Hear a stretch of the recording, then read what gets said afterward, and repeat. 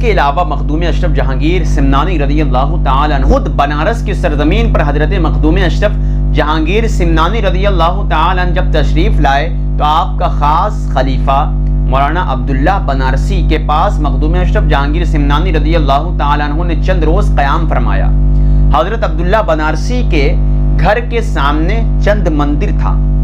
جو اس میں پنڈت رہا کرتے تھے۔ مخدوم اشرف جہانگیر سمنانی رضی اللہ تعالی عنہ جب گھر کے باہر نکلتے تو دیکھتے کہ وہ سارے پنڈت اپنی بتوں کی پوجا کیا کرتے تھے۔ عبداللہ بنارسی کے یہاں حضرت مخدوم اشرف جہانگیر سمنانی رضی اللہ تعالی عنہ تشریف فرماتے کہ اچانک ایک دن مخدوم پاک رضی اللہ تعالی عنہ اپنے مرید و خاص خلیفہ عبداللہ بنارسی کے گھر سے باہر نکلے تو وہ پنڈت آپ کو برا بھلا کہنے لگا کہ آپ کا مذہب بے دین ہے، معاذ اللہ، آپ کا مذہب کی کوئی حقیقت نہیں ہے، آپ کے مذہب فراڈ ہے، غلط مذہب ہے۔ مخدوم اشرف جہانگیر سمنانی رضی اللہ تعالی عنہ نے اس پنڈت کو مخاطب کر کے ارشاد فرمایا کہ میرا مذہب غلط ہے یا صحیح ہے، اگر میں تیرے ان بتوں سے اپنے مذہب کا ثبوت دلوا دوں، ان سے اپنے مذہب کی تائید کروا دوں، ان سے بلوا دوں تو کیا تم اسلام کے اندر داخل ہو جاؤ گے؟ وہ سارے پنڈت ہنسنے لگے اور مذاق کرنے لگے کہ بھلا بت کیسے بول سکتے ہیں؟ مخدوم اشرف جہانگیر سمنانی رضی اللہ تعالی عنہ نے بنارس کی سرزمین پر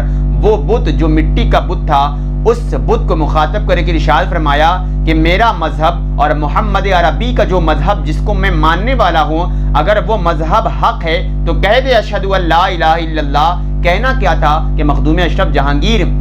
سمنانی رضی اللہ تعالی عنہ کے اس آواز پر وہ مٹی کا بت اچانک بولنے لگا اور اس نے کہا اشہد ان لا الہ الا اللہ واشہد انک محمد رسول اللہ، میں گواہی دیتا ہوں آپ کا مذہب حق ہے اور محمد اللہ کے بندے اور اس کے رسول ہیں۔ اسی کے بعد وہ پنڈت دیکھ کر حیران ہو گئے اور تعجب میں پڑ گئے۔ مخدوم پاک جہانگیر سمنانی کے قدموں میں گر کر توبہ کی اور اس کے ساتھ ساتھ بنارس کی سرزمین پر 1 لاکھ لوگ کلمہ پڑھ کر اسلام کے اندر داخل ہو گئے اور اس واقعے کا تذکرہ اور اس کے علاوہ کرامت مخدوم اشرف جہانگیر سمنانی میں موجود ہیں۔